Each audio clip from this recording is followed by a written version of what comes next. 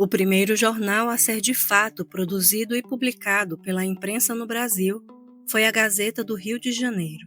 Sua função principal era a de divulgação das notícias oficiais da corte, e sua existência servia basicamente à necessidade de comunicação da família real com seus súditos. Embora a Gazeta tenha sido o primeiro impresso do Brasil a circular livremente na colônia, 3 meses antes de sua existência, o Correio Brasiliense já era encontrado de forma clandestina no país. Com ideias iluministas e altamente críticas à corte portuguesa, o periódico, produzido em Londres, era trazido nos porões dos navios em meio a mercadorias e escravizados. Trazia um conteúdo tão temido que Dom João VI chegou a pagar a seu idealizador, Hipólito José da Costa, um valor mensal para que amenizasse o tom crítico em suas edições. No entanto, o Correio Brasiliense acabou se tornando a exceção jornalística a emitir opinião contrária ao governo no Brasil, já que tudo que se publicava aqui dentro passava pela imprensa régia e era submetido à fiscalização da corte. E mesmo existindo alguns impressos regionais, geralmente eles eram patrocinados por alguém ou por algum grupo, e por vezes consistiam em meras propagandas ou publicações literárias. Somente com a partida de Dom João, a censura prévia foi abolida e pela primeira vez as produções jornalísticas ficaram livres no Brasil. Nesta época, um grande número de periódicos surgem no Rio de Janeiro e em São Paulo, e a efervescência da pré-independência deu a eles a pauta principal que interessava a população.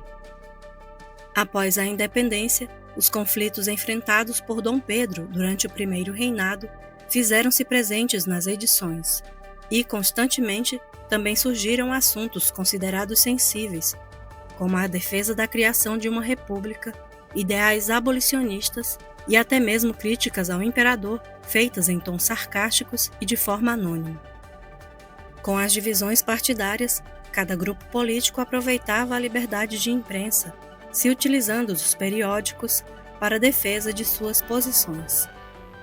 Mas não foram só os assuntos políticos que marcaram o desenvolvimento da nossa imprensa. Em meio às crises do período imperial e os primeiros anos da República, surgiram jornais e revistas que tratavam de assuntos do dia a dia, como moda e literatura.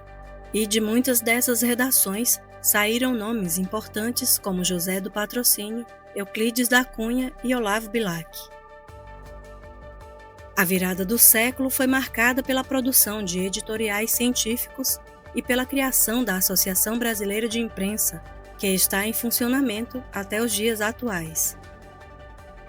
Com as crises e transformações políticas ocorrendo ao redor do mundo nas primeiras décadas do século XX, a utilização do jornal como formador de opinião da sociedade foi aos poucos modificando sua estrutura rudimentar e transformando editoriais em grandes empresas.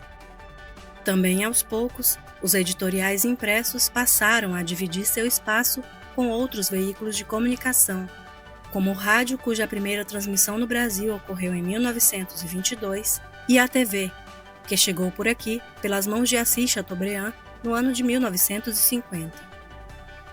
Nos dias atuais, o consumo predominante de internet como meio de informação diminuiu consideravelmente a importância dos impressos pelo mundo, e no Brasil, essa tendência tem se tornado cada vez mais forte, com muitos brasileiros dando preferência para sites e páginas noticiosas ou vídeos curtos, muitas vezes recebidos via celular. Esta tendência, ao passo que representa a inevitável evolução da era digital, tem preocupado especialistas que temem que essa necessidade de consumo rápido de informações diminua o olhar crítico da sociedade sobre assuntos que a envolvem.